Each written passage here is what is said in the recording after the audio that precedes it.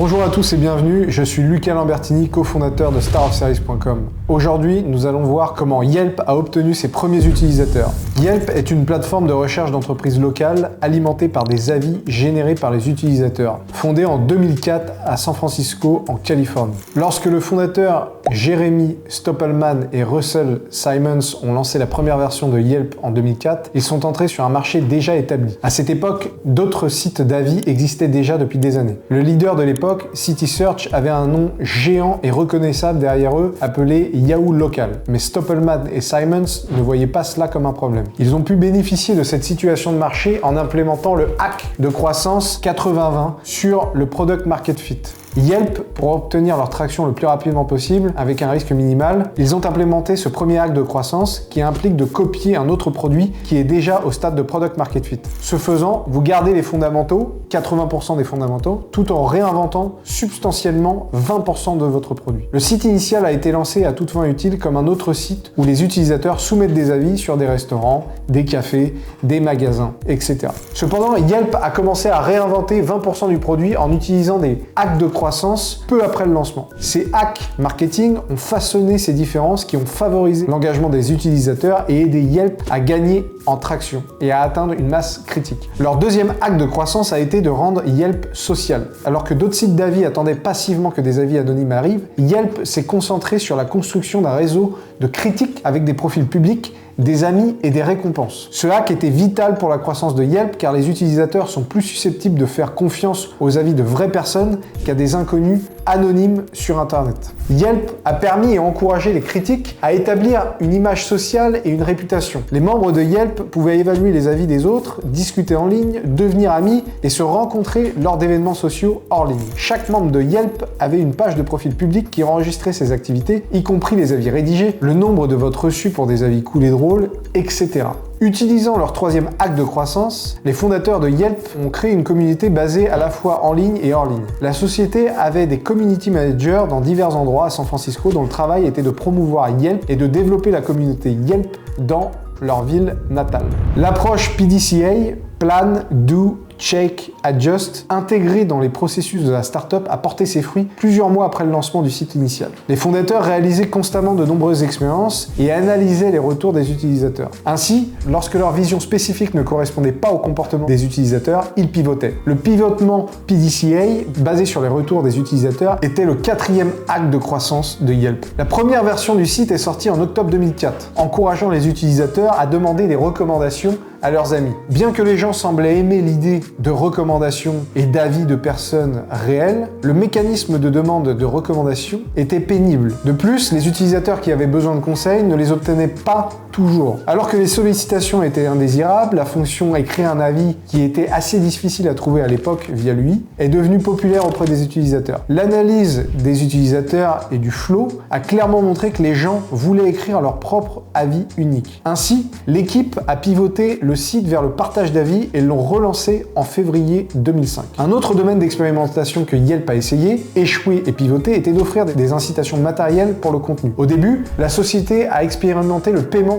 pour les avis pour encourager l'activité dans des villes autres que San Francisco, en imitant des concurrents comme Insider Pages et Judy's Book, en offrant une petite compensation comme des cartes Starbucks ou d'essence de 5$. Cela a entraîné une participation de qualité relativement faible de la part de personnes qui ne se souciaient pas vraiment de Yelp. L'équipe a appris sa leçon et la société ne paie plus pour les avis. Le résultat de cette expérience a affecté la stratégie en les focalisant sur la qualité des avis plutôt que sur la quantité et en laissant seulement les avantages sociaux intégrés servir d'incitation. C'est leur cinquième hack de croissance. L'équipe ne croyait pas que la qualité serait adéquate si les critiques écrivaient des conseils via leur pouce. Yelp exigeait que ses utilisateurs prennent le temps de rédiger quelque chose d'intelligent et d'offrir plus de valeur qu'une simple évaluation via quelques étoiles. Pour augmenter leur rétention, Yelp a utilisé le sixième hack de croissance suivant: faire en sorte que les utilisateurs se sentent essentiels. L'équipe a donc incité les bons comportements et un engagement prolongé en offrant une reconnaissance spéciale aux utilisateurs qui étaient les premiers à évaluer une entreprise et en permettant à d'autres utilisateurs de donner des félicitations pour des avis utiles, drôles ou tout simplement cool. Les utilisateurs de Yelp les plus engagés ont un statut élite. Le badge est un moyen de reconnaître et de récompenser les utilisateurs de Yelp qui sont des évangélistes actifs et des modèles à la fois en ligne et hors ligne. L'éligibilité à l'élite est basée sur de nombreuses choses, y compris des avis bien rédigés, d'excellents conseils sur l'application mobile, un profil personnel complet, un historique actif de vote et de compliments, et le fait de jouer gentiment avec les autres. Les membres de l'Elite Squad ont un badge Elite brillant sur leur profil de compte et bénéficient parfois de privilèges de réservation anticipée aux événements réguliers de Yelp. Il y a même des événements spécifiques juste pour l'élite de Yelp qui offrent de la nourriture gratuite, des boissons et des cadeaux. Un autre hack de croissance extrêmement utile que Yelp a utilisé pour obtenir de l'attraction et augmenter sa croissance est lorsqu'ils ont grandi localement. Yelp a profité de ce 6e hack de croissance en lançant à San Francisco en 2005 et en se concentrant sur la ville pour cette première année. Ils se sont concentrés sur le marketing et la construction du site en utilisant juste la ville du Golden Gate. L'équipe a estimé que ce modèle d'expansion pourrait être le bon en regardant simplement Craigslist, un site de petite annonce qui a lui aussi commencé dans la baie de San Francisco, puis s'est étendu de manière exponentielle à partir de là.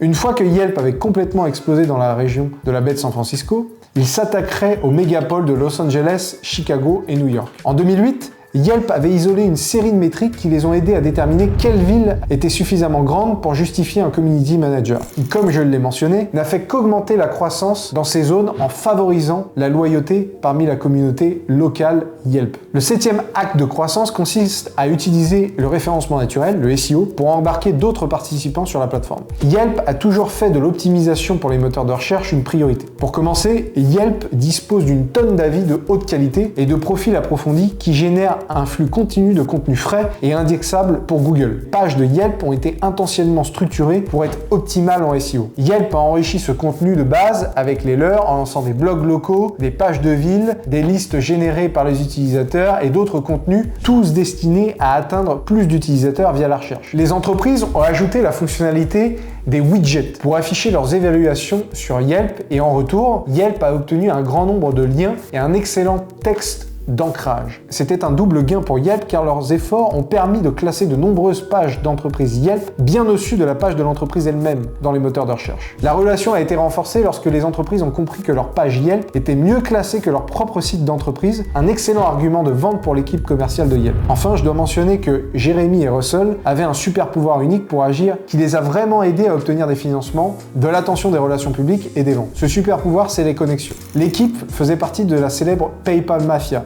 un groupe d'anciens employés et fondateurs de PayPal qui depuis fondé et développé d'énormes entreprises technologiques telles que Tesla, LinkedIn, Palantir, SpaceX, YouTube, Yelp et Yammer. La plupart des membres ont fréquenté l'université de Stanford ou l'université de l'Illinois à Urbana à un moment donné de leurs études. Merci d'avoir regardé cette vidéo, n'hésitez pas à liker, à commenter et à vous abonner. Allez visiter starofservice.com si vous avez besoin d'un service. Merci à tous, à la prochaine.